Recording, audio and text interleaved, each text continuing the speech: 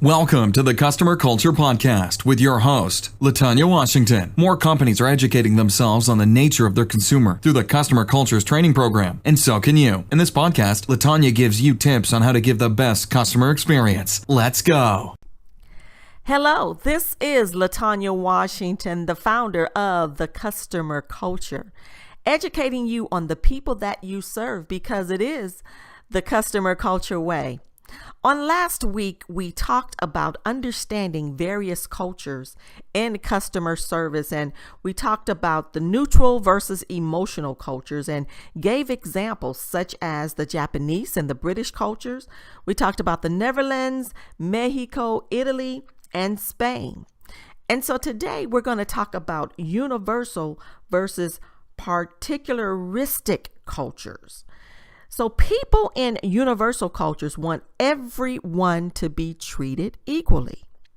They expect the same rules to be applied to everyone and object if anyone violates that.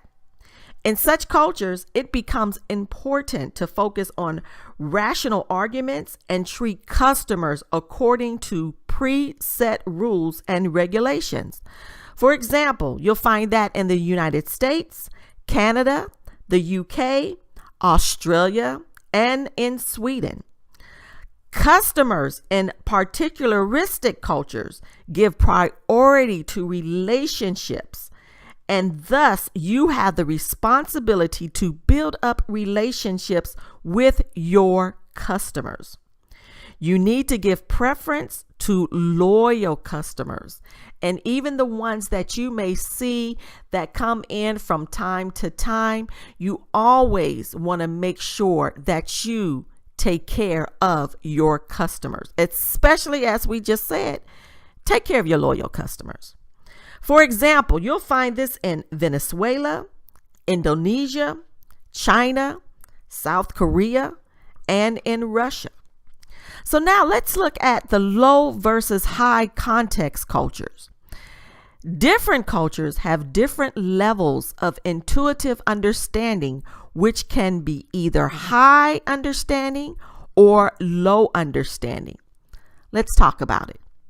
In low context culture, people believe in simple, clear, and straight communication.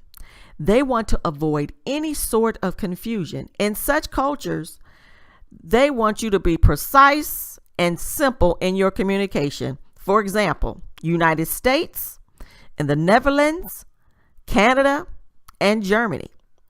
So when we look at the high context cultures, people can read between the lines, and you need not explicitly mention everything.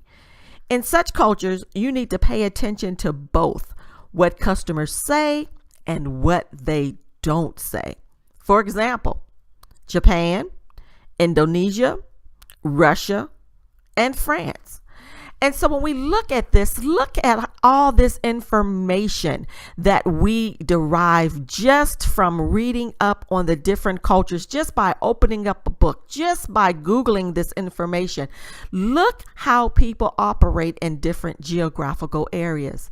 So I say to you all, especially if you find yourself traveling on a consistent basis, read up on the culture that you know you are about to visit. It's nothing worse than to offend a culture that you went over to visit. I mean, when you start seeing eyebrows go up and faces change and they're looking at you strange, you realize, oh goodness, I said something wrong or I did something wrong. And so always be prepared, especially if you find yourself traveling, and especially too, when you're working in the customer service industry, you're going to deal with a lot of people. You're going to deal with a lot of cultures. And it's always great to get a better understanding of who you're dealing with, their backgrounds. Even we realize, even as we say here in the United States, we are a melting pot. But never forget, people still have backgrounds. They have different experiences. They still have an upbringing, and that upbringing has a culture. All right. So I just wanted to touch bases on that for you this week.